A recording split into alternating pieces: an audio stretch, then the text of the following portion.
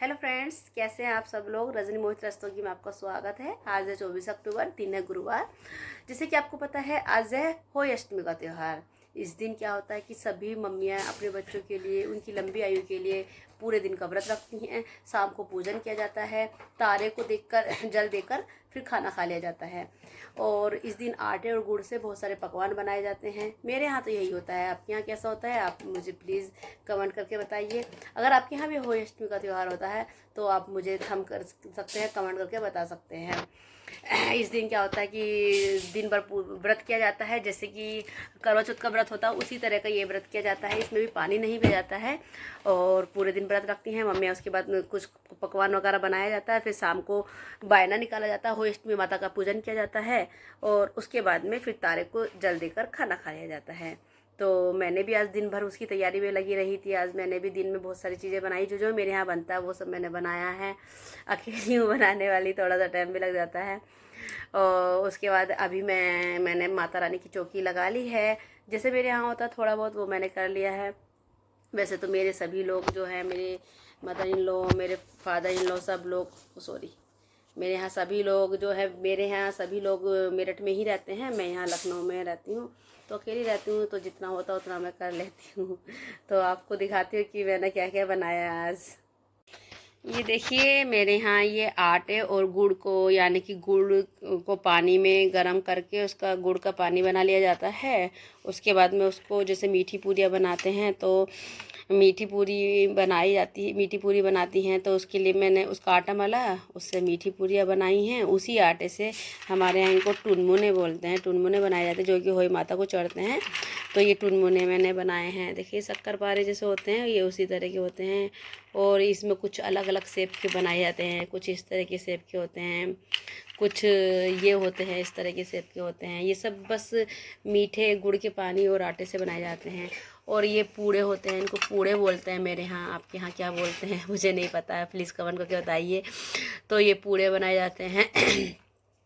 उसके बाद में मैंने ये बनाई है खाकरी, इनको पापड़ी भी बोलते हैं, हमारे यहाँ खाकरी बोलते हैं।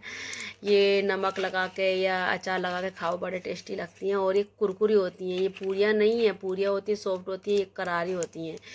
तो ये मैंने आज उनकी तैयारी की है। उसके अलावा जो है मेरे यहाँ बायना निकाला जाता है, तो बायने में मैंने इस तरह से तैयारी कर ली है। और मैंने माता रानी की चौकी लगा ली है, एक माता रानी का फ़ोटो लगाया है, 2 करवे जल के भर के रख दिए हैं, उनके ऊपर पूड़े रखे हैं, पैसे रखे हैं और जल रखे। और इसकी हमें पहले माता रानी की इनकी पूजा करनी होती है, बायना निकालना होता है और कहानी सुननी होती है, तब हमारी पूजा पूरी होती है। तो अभी मुझे कहानी भी सुननी है और बायना भी निकालना है। अभी मैं उसकी तैयारी करती हूँ। होली अष्टमी की कहानी सुनना आते हैं, चलो ठीक है, तुम भी कहानी सुनना होली अष्टमी की। एक हाथ में थोड़े से चावल के दाने ले लेते हैं और उसके बाद हम कहानी पढ़ते हैं।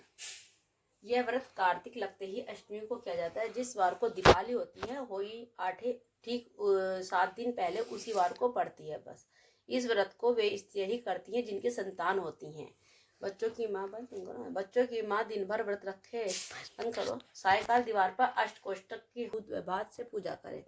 जल से भरे लोटे पर सतिया बना लें, 1 कटोरी में हलवा रुपये बायना निकाल कर रख लें और 7 दाने गेहूं के लेकर कहानी सुने।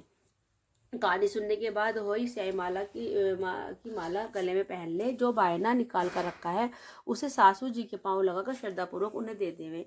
इस प्रकार चंद्रमा को अर्घ्य देकर भोजन करें। दिवाली के बाद किसी शुभ दिन ओही को गले से उतारकर उसका गुड़